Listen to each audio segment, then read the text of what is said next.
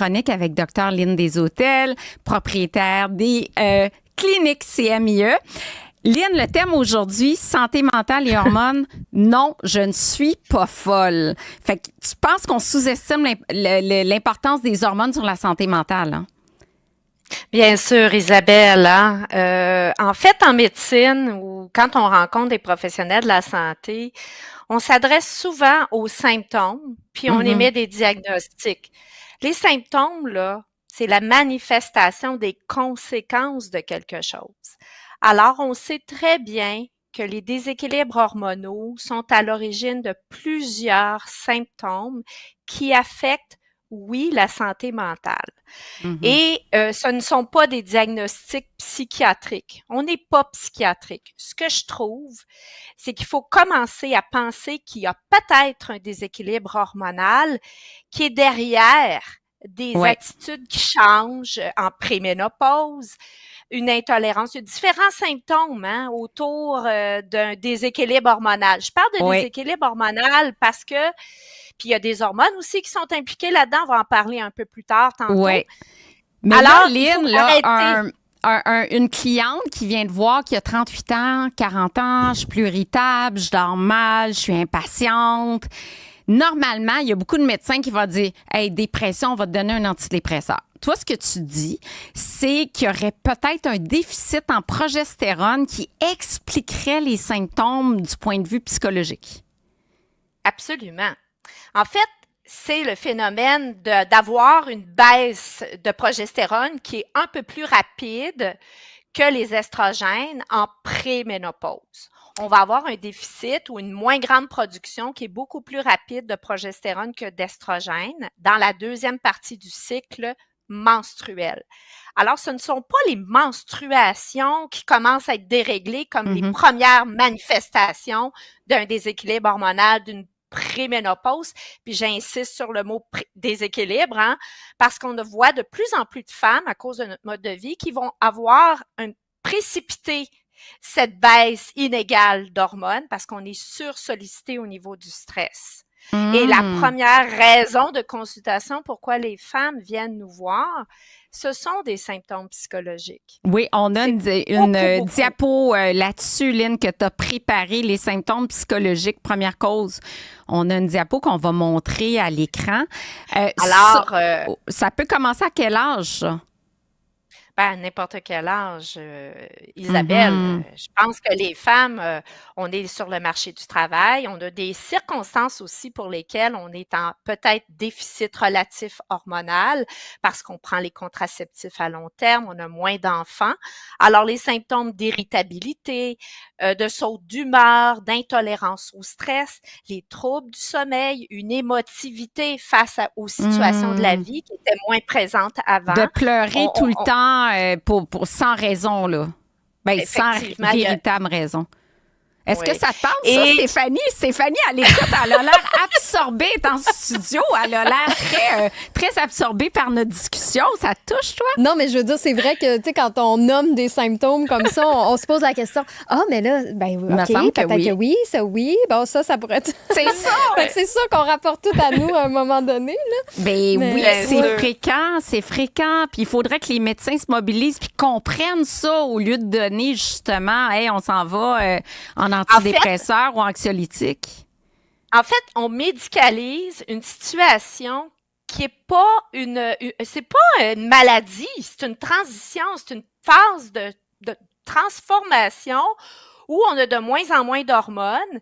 Et si on s'adressait à la cause, c'est-à-dire à cette baisse qui est inégale entre la progestérone et les estrogènes, surtout dans la deuxième partie du cycle, on éviterait de plus grands écarts avec le temps et les complications qui peuvent éventuellement devenir des maladies. Et on médicalise. Lynne, du syndrome de double personnalité. C'est moi qui surnom. Vas-y, on t'écoute. Moi, là, c'est parce que les femmes viennent de voir. Je vais vous rapporter une anecdote. C'est une de mes patientes qui est venue. Elle dit, ouais, moi, le docteur Deshôtels, je me comprends plus. J'arrive près de mes menstruations, j'aurais le goût de divorcer mon mari, j'aurais le goût de vendre mes filles à peu importe. J'aurais le goût de me jeter en bas d'un pont parce que je ne m'endure plus Et je ne comprends pas. J'ai des situations qui me font prendre les nerfs, puis je comprends pas. Puis d'un coup, je menstrue, puis la vie est redevenue normale. Alors, j'appelle ça le syndrome Dr. Jekyll et Mr. Hyde. C'est comme si on avait une double personnalité et ça affecte nos relations. Notre tolérance au stress, nos relations au travail personnelles, et on n'est pas heureuse d'être comme ça. Non, c'est bon. Non, c'est clair. Là, tu as une diapositive sur l'impact de la baisse de progestérone qu'on va montrer à l'écran également. Justement, il y a des impacts importants. Oui. On l'explique dans notre livre aussi, parce que c'est ça. Alors, il faut commencer à comprendre, c'est pas la bonne diapo, mais c'est pas grave, on va y revenir. Celle-là? C'est celle-là. Ouais. Voilà. Oui, c'est celle-là. Alors, ce qui se passe en préménopause ou quand on s'approche de la ménopause, dans la deuxième partie du cycle, dans la partie qui est comme orangée du côté gauche, il y a une baisse plus rapide de progestérone. Cette baisse plus rapide de progestérone va faire qu'on va avoir les symptômes psychologiques reliés au syndrome prémenstruel, l'irritabilité, le manque de sommeil, et progressivement peuvent s'accentuer. Alors, il y a des solutions à ça, Isabelle. Oui. Alors, on pourrait donner de la progestérone aux femmes qui sont avec des symptômes et ça aide, je te dirais, dans mes statistiques à moi, quand on débute la progestérone, et ça revient un petit peu à l'article, de faire la distinction entre qu'est-ce qu'on traite, effectivement. Bon, ben là, je veux que tu reviennes sur la lettre ouverte de Sylvie Demers, avec qui tu travailles beaucoup depuis de longues années. Justement, l'hormone bioidentique, la progestérone versus progestine. Alors, il faut faire des distinctions, OK? Tout ce qui a mené le débat autour des hormones bioidentiques à l'époque, on le sait encore que c'est cette étude-là, on met toutes les hormones dans le même panier.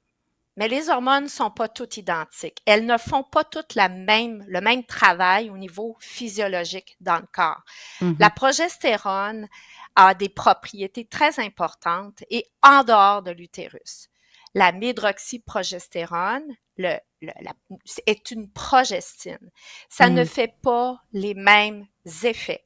Oui, au niveau de l'utérus, ça peut protéger l'endomètre contre une trop grande quantité d'estrogène, mais en dehors de l'utérus, c'est différent. Et j'aimerais qu'on montre la diapositive où il y a eu une étude au début des années 2000, Isabelle, par Fitzpatrick. Une étude de comparaison. Ça, est-ce que c'est la diapo 5? Non. Ben non, c'est celle après l'inégalité entre les hormones, là. C'est celle que vous aviez présentée tantôt. En tout cas, celle-là. On est là. Alors, cette étude-là faisait une comparaison du soulagement des symptômes. C'était une étude sur l'impact de prendre la progestérone versus une progestine. Alors, diminution, la progestérone de 30% des troubles du sommeil, diminution de 50% des problèmes reliés à l'anxiété. Relié à l'anxiété. C'est un excellent anxiolytique, la progestérone.